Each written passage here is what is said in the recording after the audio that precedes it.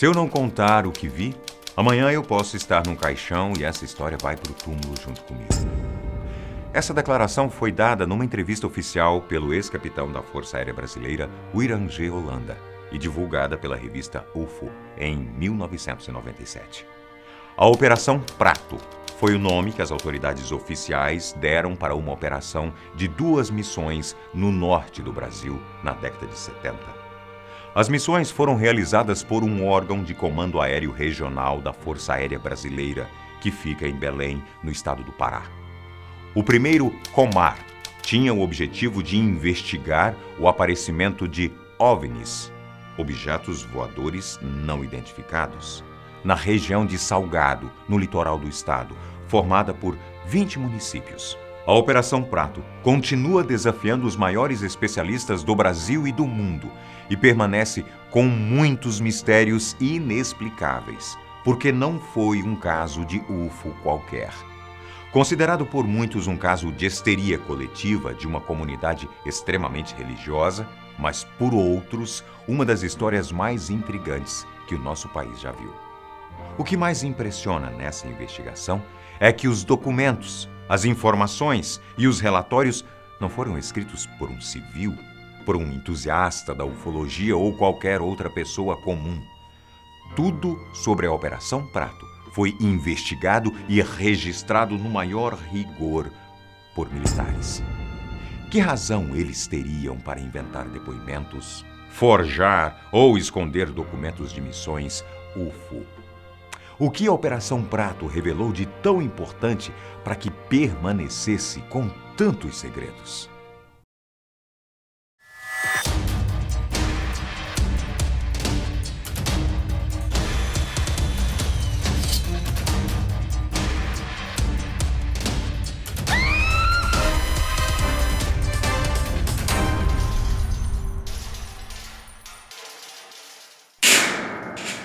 Escrito por Rayane Franco, baseado em uma história real. O peixe morre pela boca.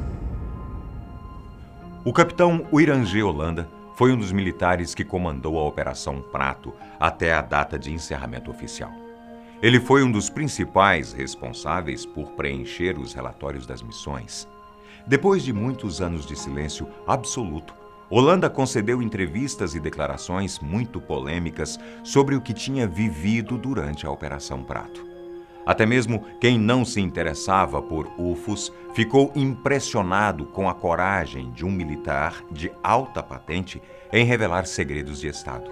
A história que o Irangê Holanda detalhou em frente às câmeras desenha um dos casos mais importantes de ufologia do nosso país. 2 meses depois, o ex-coronel das Forças Armadas Brasileiras foi encontrado morto em seu quarto, enforcado.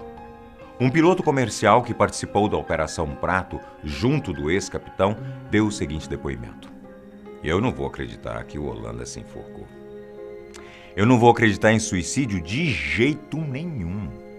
Por um motivo qualquer acontece algo com as pessoas que vão além de seus conhecimentos ou falam o que não estão autorizadas a contar." Segredo de Estado revelado. Uma das últimas declarações públicas de Irangê Holanda foi uma palestra no IBAM do Rio de Janeiro, diante de uma plateia vidrada. Nesse evento, ele contou que sempre houve um empenho dos seus superiores em manter as informações da Operação Prato sob sigilo. Mas como ele nunca viu uma grande ameaça no que os documentos sobre as investigações pudessem revelar, permaneceu calado como orientado. Será? A história de Holanda na Operação Prato começou quando ele foi convocado por um coronel do COMAR, Camilo Ferraz de Barros, para comandar 2 missões no litoral norte do Brasil, próximo da divisa do Pará com o Maranhão. Quando Holanda tomou frente da operação, oficiais do 1º COMAR da Força Aérea Brasileira já estavam investigando os céus do litoral norte desde 20 de outubro de 1977. Esses oficiais foram até lá depois que o prefeito do município de Colares enviou um ofício dizendo que uma luz no céu estava atacando a população, queimando a pele e chupando o sangue das pessoas. O chupa-chupa. Era uma coisa da qual todo mundo ouvia falar, e o objeto voador, não identificado, acabou ganhando a fama de chupa-chupa entre os moradores da região. As vítimas contavam que a luz aparecia do nada e causava uma queimadura de onde o sangue delas era sugado, chupado, por isso do nome chupa-chupa. Essas queimaduras geralmente eram acompanhadas de uma marca com 2 furos paralelos, como de uma agulha dupla.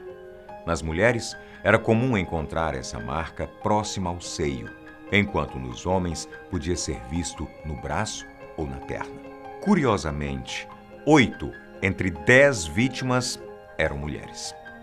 Durante a entrevista, o capitão Holanda chegou a confirmar que oficiais da Operação Prato encaminharam os registros fotográficos e laudos dos médicos locais para especialistas que não estavam envolvidos no caso. Nenhum deles conseguiu explicar com exatidão que tipo de marcas eram aquelas.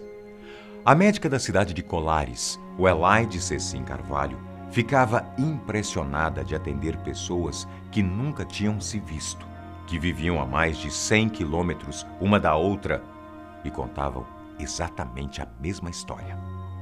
Disse que mesmo depois de atender 80 pacientes atacados pelos seres não identificados, ainda restavam dúvidas se eles eram algo ou alguém que ela pudesse ver com os próprios olhos.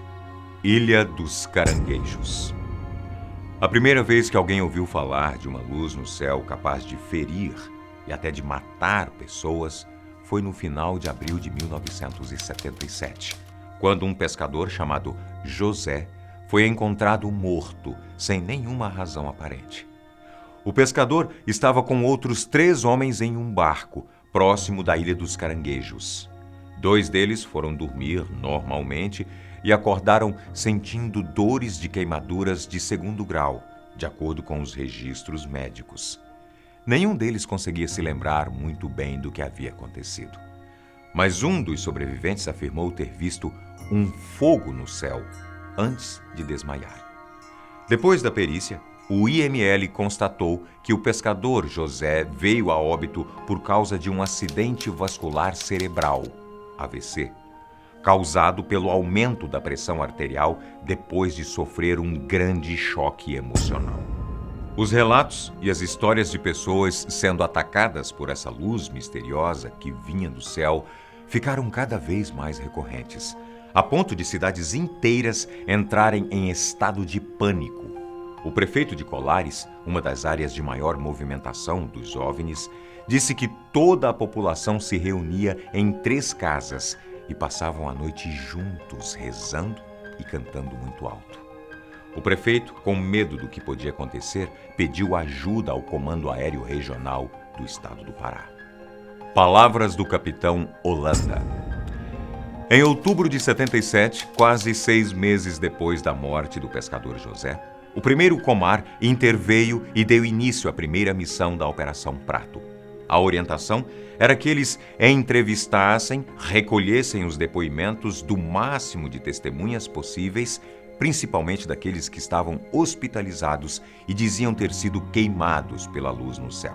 Os primeiros relatórios da missão mostraram algo importante o suficiente para que as autoridades enviassem 2 importantes oficiais para chefiar a operação.